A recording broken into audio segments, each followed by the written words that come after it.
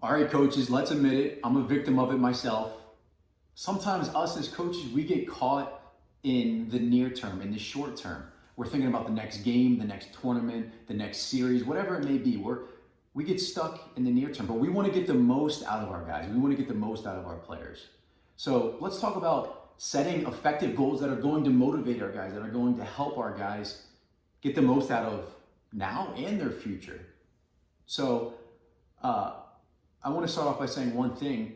In the way that we help our guys set goals, in the way that we help them think about a brighter future, is we want them to know that there are things that we don't want. Yes, we are motivated by things that we don't want. We don't want to strike out. We don't want to be a bad pitcher. We don't want to make errors.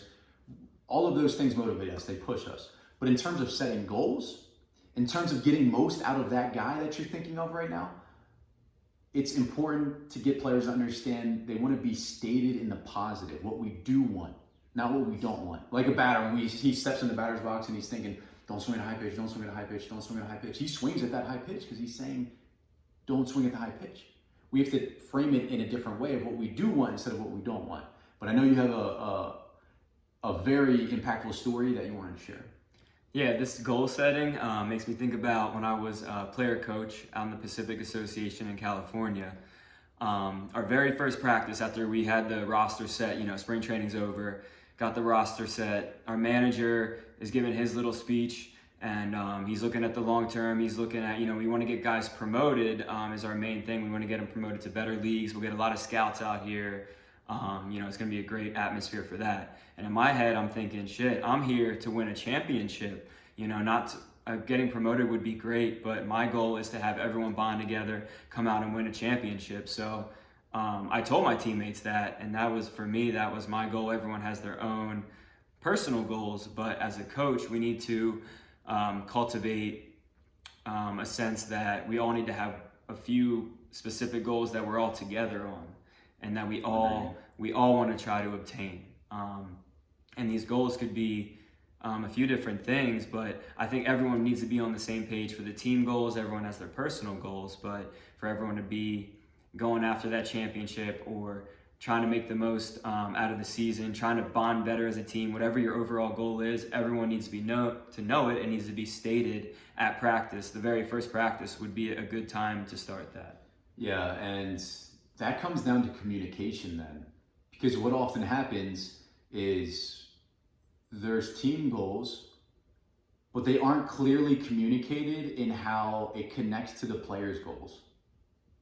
So the player needs to understand they shouldn't be separate from one another. That's where ego comes in. That's where selfish players come in, because they only care about themselves. As a coach, it's your duty, it's your obligation to serve your players at the highest level. But to do that, it's connecting what they want personally to the team goal.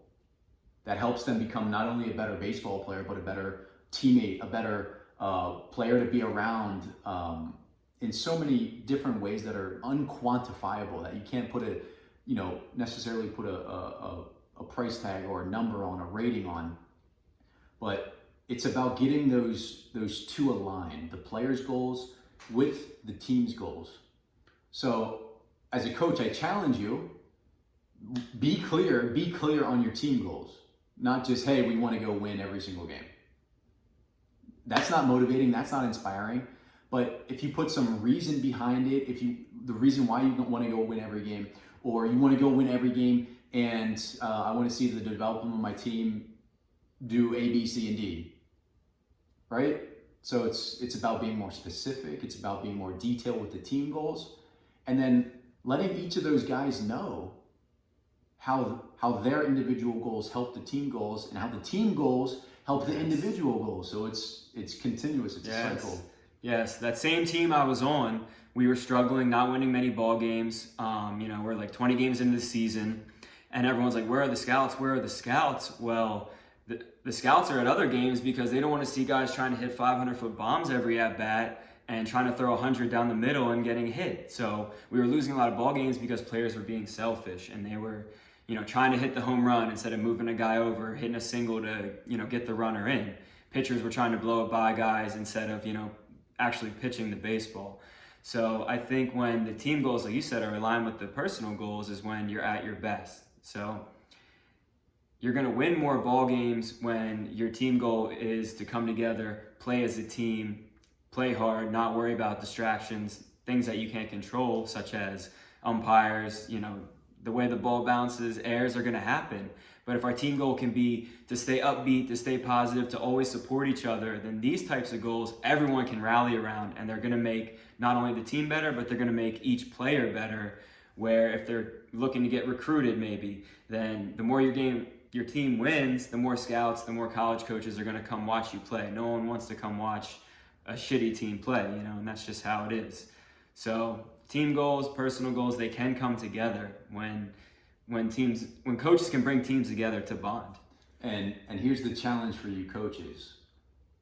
It starts with a simple conversation. You have to have a conversation with that guy. If you have no idea what his individual goals are, and he doesn't know what the team goals are, like Billy said, at the first practice is a great time to state those team goals. If you don't have a conversation with those individual guys, hey, what do you want? What do you want to get out of this season? What are you trying to get to? What's the next level for you? What's most important to you? Because every player wants something different. Every player has different goals. Not every player's goal is to hit a home run every single bat or lead the league in home runs. Every pitcher has different goals. Every position player, every hitter. So it starts with a conversation. So I challenge you, and I challenge myself, let's not be lazy in our communication. Stay strong. We'll see you in the next video.